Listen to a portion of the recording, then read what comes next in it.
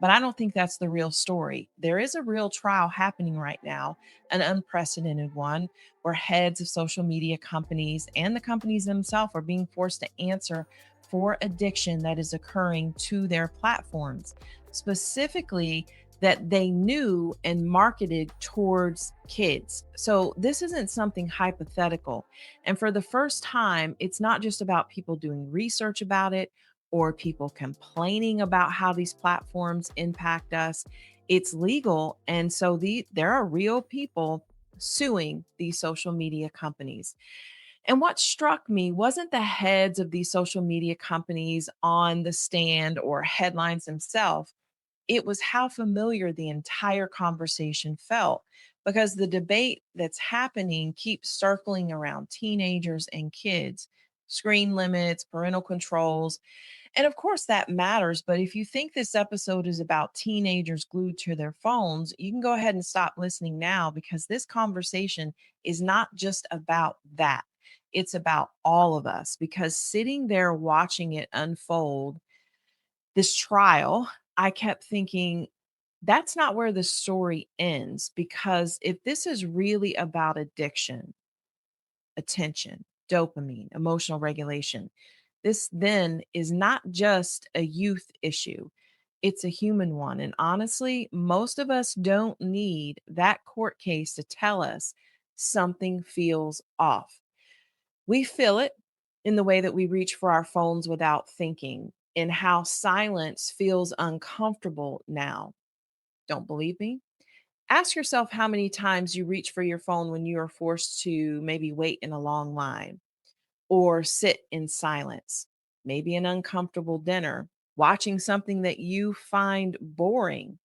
And speaking of this, I'm Isabella, your host. And wow, I am so excited for this episode because I want to take you along as we unpack everything around this topic. I've had an interest in this topic for a very long time. And you're going to see this is not about blaming technology or shaming habits.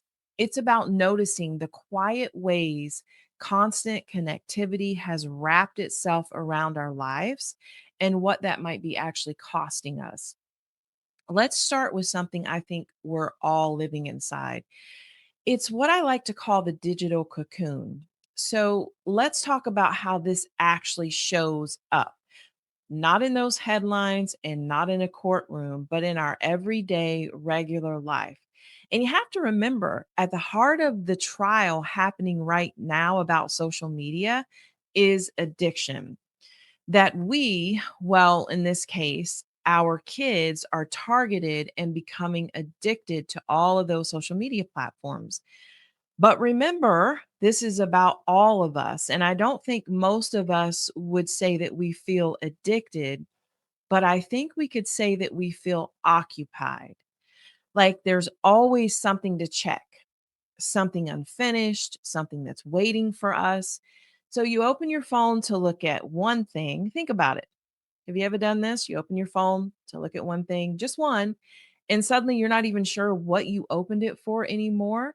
You're standing in the kitchen, waiting maybe for the coffee to finish, sitting in the car before going inside. And instead of being in that moment, just being there for a few minutes, maybe even a few seconds, that phone fills the space. And this moment doesn't feel like it's urgent. It doesn't feel dramatic. It's just sort of automatic. And it's almost comforting, actually.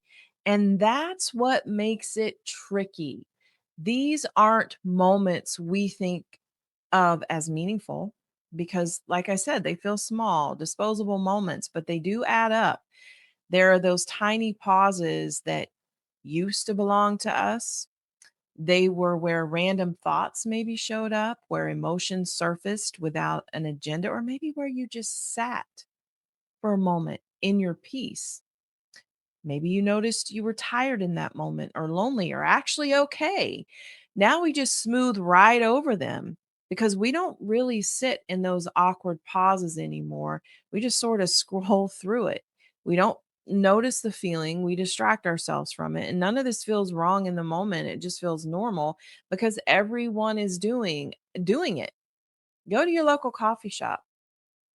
sit there for a moment and see what people are doing. Okay.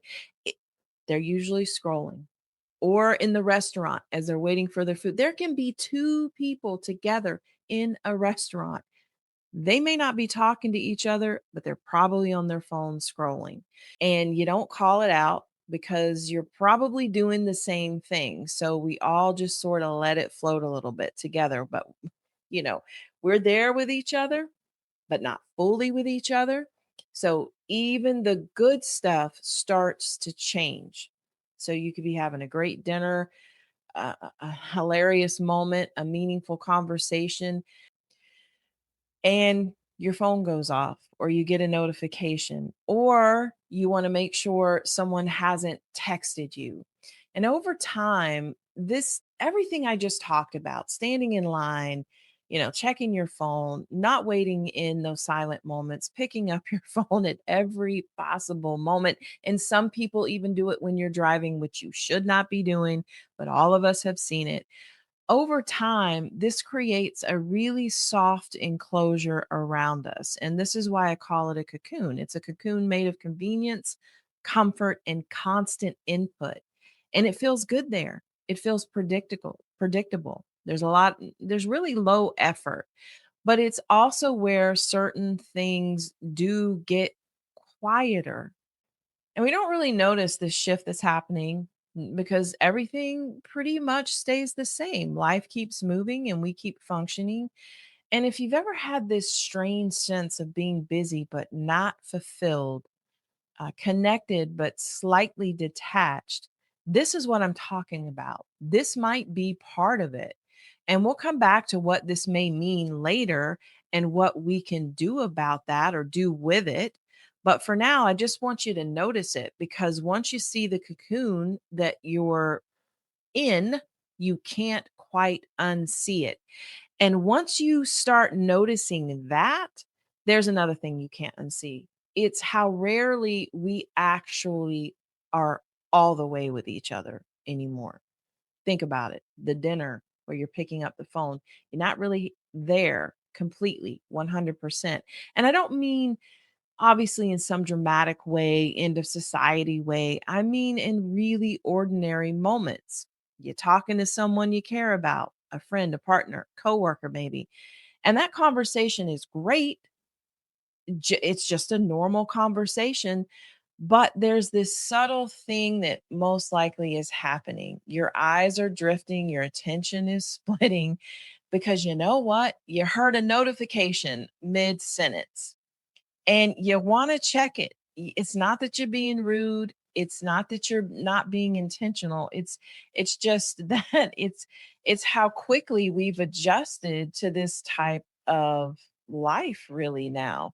I mean, 10 years ago, even 10 years ago, maybe a little longer ago, this type of stuff wasn't really happening as much. We would just keep kind of talking through that, but something changed. Um, it didn't come in and slam the door and announce itself, but it did change. And, there's also this other little thing, these tiny little interactions that we used to have without thinking about it. I want you to think about this too, because this is something I thought about too when I was thinking about what I wanted to talk about with this topic because it really resonated with me. I told you I've been interested in it for quite some time. But you know how we go to the grocery store, or we go to a store and everyone's in there and maybe you smile at people passing by, maybe you exchange or used to exchange a few words with a cashier, and maybe you made eye contact with someone, not anything just really meaningful necessarily, just being a a nice person, smiling, saying hello, nothing deep. um, the thing was, it actually was kind of meaningful because those moments do ground us in the world around us and they remind us that we're part of something shared. Most of us, a lot of us skip right over them now. Well, what do you mean? Well, most of us have our phone out, our head just down, we're somewhere else. A lot of the times we're talking on our phone, Even when we go through as we're checking out, we don't say hello to the cashier. And again, it's not because we're unfriendly, it's just because there's an easier place to put our attention. We don't talk about what's happening within those moments, but what's really happening is we're retreating a little more, even when we're feeling physically close to someone. So we can be going through that checkout, we're physically close to someone, but we're not really interacting. We're retreating more into our own world. So you can be sitting right next to someone, sharing that space, sharing that time, and still feel like you're each inside your own little bubble. You're not really lonely exactly. You're just not fully there. And that creates a strange kind of isolation, one that's really hard to name because technically you're not alone. No, no one's alone, especially if you're sitting with someone. But presence requires something we're slowly losing practice with. It requires staying when it would be easier to leave, even mentally. So I'm not talking about physically. And it requires that you're able to tolerate pauses, silence, letting moments unfold without checking out, basically. And checking out in this case would be, responding to your phone, checking your emails. And most days we don't even notice that we're doing that anyway until something important comes up, until someone needs to really be there for someone else, or we realize that we miss truly being seen and we can't remember the last time we offered that fully to someone else.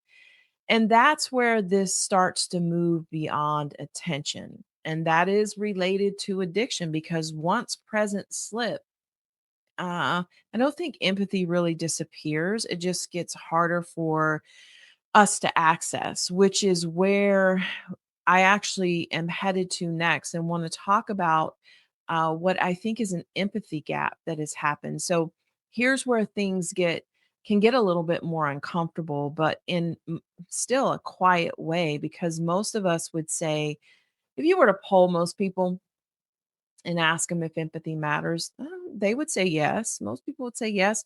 We care. We're not indifferent people.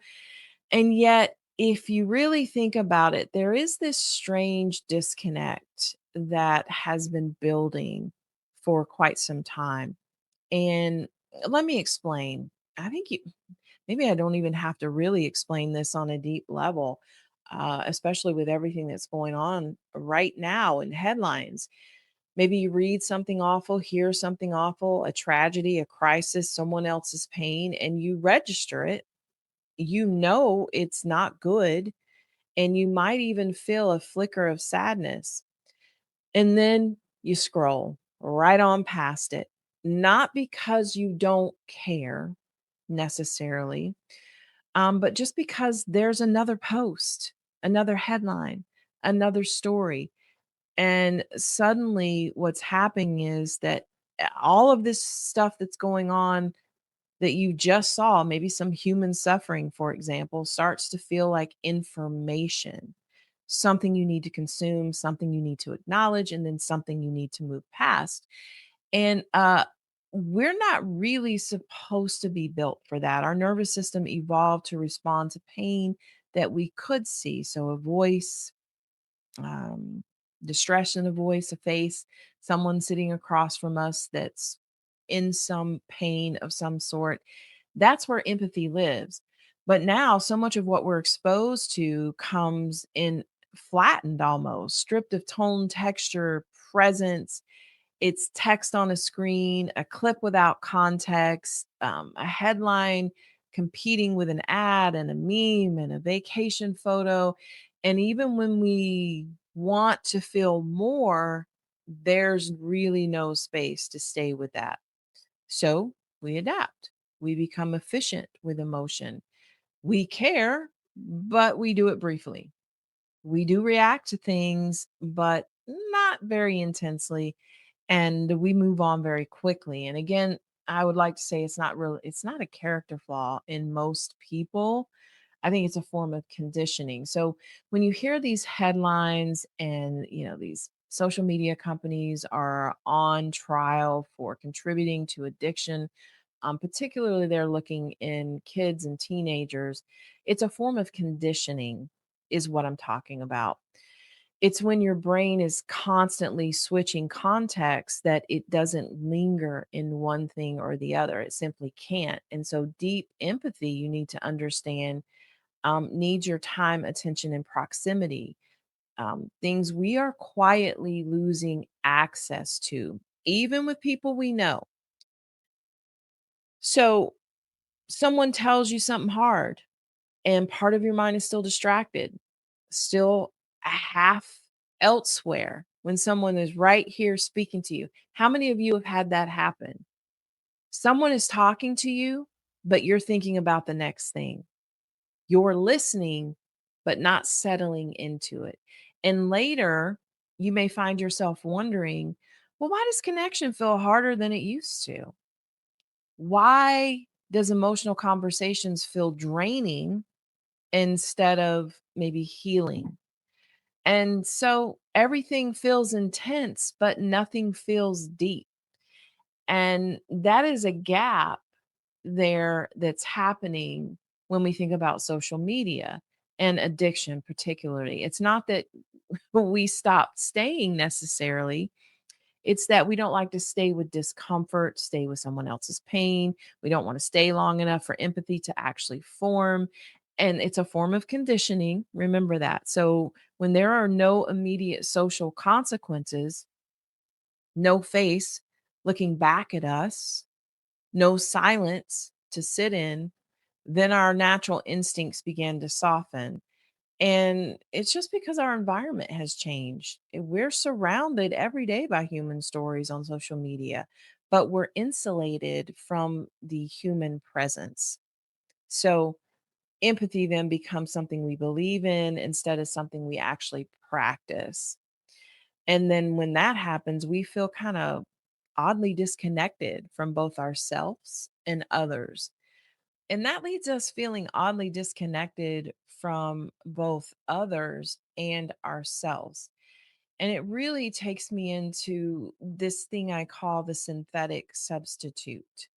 So when empathy starts to feel harder, all the things we just talked about and the reasons why and the conditioning with social media, we usually don't say, you don't find yourself saying, wow, I'm disconnected. Here's how it shows up. You will hear yourself saying things like, I'm tired. I just simply need something easy right now. I simply don't have the time. And honestly, that makes sense. The real connection, I'm not going to, take away. Real connection does take a lot. It asks us to show up when we're distracted, to listen when we'd rather decompress, to be affected by someone else's mood when we're already carrying our own. So when you have something else that shows up and feels lighter, like memes on social media, comedy on social media, I don't know, watching anything that doesn't cause you to have to think, of course, if you compare it to real one-on-one conversation, we lean into it. And that's where the substitute comes in. It's this curated feed that feels validating. And if you don't know, yes, the algorithm that you're watching will curate the information for you, specifically for you, and feed it to you so that it can feel validating to you. You'll see comments that sound supportive. And now, increasingly, systems are designed to respond with empathy on demand. So you don't have any of these awkward pauses, no emotional unpredictability, no risk of saying the wrong thing. You can just unload, you can be heard, you can get reassurance, even when you're just watching and listening. And you don't have to worry about being a burden. And look, I'm not here to demonize any of that, by the way, because when you're lonely, when you're feeling overwhelmed, when you're having something that then responds to you kindly, of course, that's going to make you feel better. But there is a difference between being soothed and being met, because real empathy is not just about words and the things that you're seeing on a screen. You have this shared vulnerability underneath them. And the fact that another person is also affected too. Okay. That they have, skin in the game, skin in the moment, that there's something at stake. Synthetic empathy doesn't require any of that. It's just mirroring back to you, validating whatever's going on, and it says the absolute right thing, not challenging you to grow, not asking you to evolve, and it's never risking itself with you. And when we start leaning on that, not occasionally, but habitually, something subtle happens. And this goes into AI as well, AI chatbots, AI companions. I think really that lands solid right there. And so when we start leaning on that, not occasionally, but habitually, something subtle happens. And I really think you need to think about those AI chatbots, those AI companions when you're talking about this type of stuff, as well as social media, though.